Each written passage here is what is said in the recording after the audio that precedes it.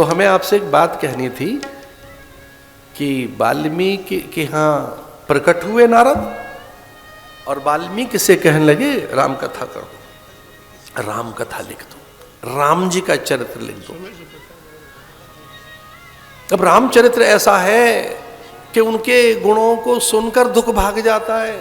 रामचंद्र गुण बरने लागा, सुनते सीता कर दुख भागा। हनुमान जी ने पता नहीं क्या राम कहानी सुनाई और सीता जी का दुख चला गया।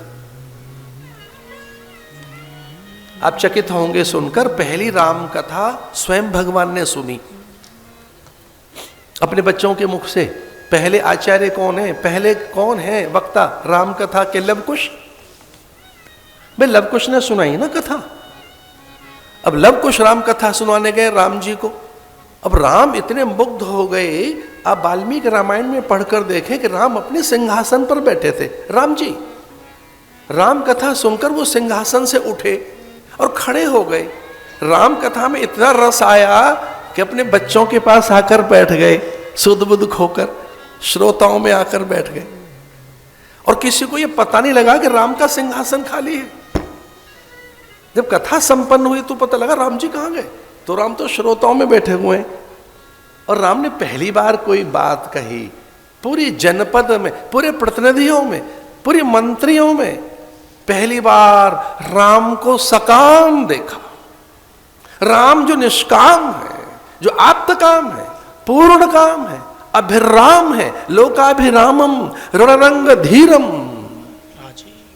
तो राम सकाम हो गए और याचना करते हैं कि मुनि कुमार मैं नहीं जानता आप कौन है। देखिए भेद रख रहे थे वो। कथा दोबारा सुनाओ, चलते रहने। अपने ही गुणों पे खुद रीझ गए भगवान। राम कथा मुनि कुमारों से लवकुश से कहते सुनाते रहिए। आप कल्पना कर सकते हैं कि भगवान मंच से उतरकर सिंहासन से उठकर नीचे श्रोताओं में बैठ गए। श्रोताओं को पता नहीं है, वो सुध-बुध खोए बैठे, सब सुध-बुध खोए बैठे हैं। राम जी भी सुध-बुध खोए बैठे हैं। और मुनि कुमार लवकुश ने कहा कि हे राजन, गुरुदेव की आज्ञा पूरी होगी, हम चले।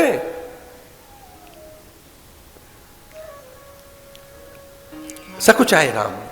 उन्होंने कहा मुनि कुमार हैं और गुरुदेव को तो क्या दिया जा सकता है, मेरे गुरु हैं वो वाल्मीकि, लेकिन अब खाली हाथ आपको कैसे भेजें, क्या दें ये समझ नहीं आ रहा आपको, क्या भेंट करूं। राम ने कहा कथा सुनिए, दक्षिणा तो होनी चाहिए कुछ।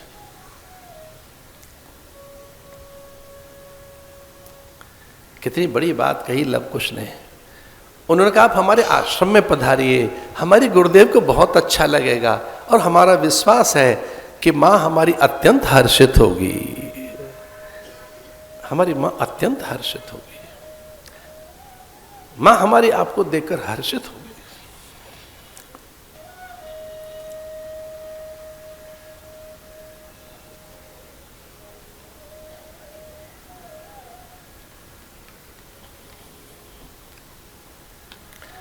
अब राम की आंखें भर आई। मां तक पहुंचने के लिए, गुरु के आश्रम तक जाने के लिए यज्ञ की रचना की कि वह पहुंचे कैसे, किस विधि से पहुंचे। सीता तक भी तो कोई साहस चाहिए पहुंचने के लिए, वहां तक जाने के लिए बड़ा साहस चाहिए। अश्वमेध यज्ञ की रचना की। गुरु के पास खाली हाथ नहीं आऊंगा, यज्ञ का फल लेकर आऊंगा।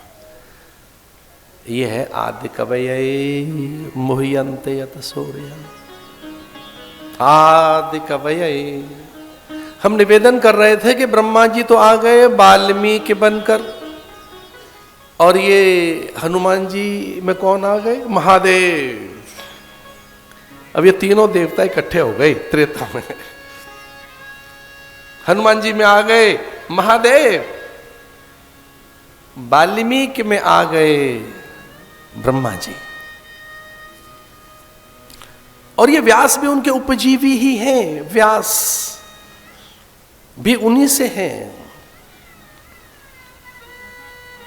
गुरुदेव वशिष्ठ आदि सत्ता है।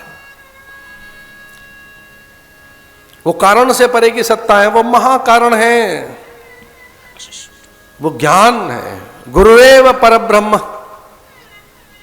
अब कल्पना तो करके देखो, योग वशिष्ठ में किस ढंग से राम वृहअग्नि को शांत करने के लिए गुरु से प्रश्न करते।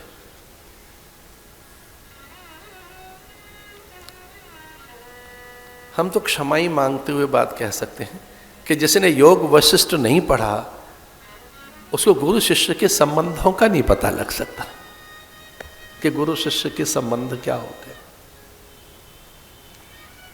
अगर गुरु शिष्य के संबंध समझने हो तो योग वशिष्ठ का श्रवण जरूर करना। भैया पढ़ने की बात नहीं कर रहा मैं, श्रवण की बात कर रहा हूं। वो पढ़ने के लिए नहीं है, श्रुतियां पढ़ने के लिए नहीं है, वेद पढ़ा नहीं जाता, वेद तो सुना जाता है। अच्छा कहानी पढ़ी जाएगी कि सुनी जाएगी? कथा तो सुनने की चीज है, पढ़ने की चीज नहीं है ना। कहानी पढ़ी नहीं जाती, सुनी जाती, क्योंकि व्यास में ये सब प्रकट होते हैं। नारद, सनकादिक, दो सनक, सनंदन, सनत कुमार, सनातन, चारों प्रकट हो गए वो भी, और कहने लगे कि हम कैसे पहुंचे, तो स्वयं वशिष्ठ में ही प्रवेश कर गए। तीर्थ यात्रा करके जब राम लौटे थे तो राम की विरह दशा देखकर गुरुदेव आरंभ हो गए थे। और कल्पना तो करके देखो कि राम परमात्मा है, परमात्मा राम, गुरु और शिष्य के संवाद नहीं है, गुरु और ब्रह्म के, गुरु और नारायण के। इसमें चेला नहीं है कोई, इसमें साधक नहीं है, इसमें कोई सिद्ध नहीं है। इन बिटवीन जो डायलॉग है, इन बिटवीन, किसके बीच में? राम ब्रह्म, और किससे सुन रहे हैं? गुरु से।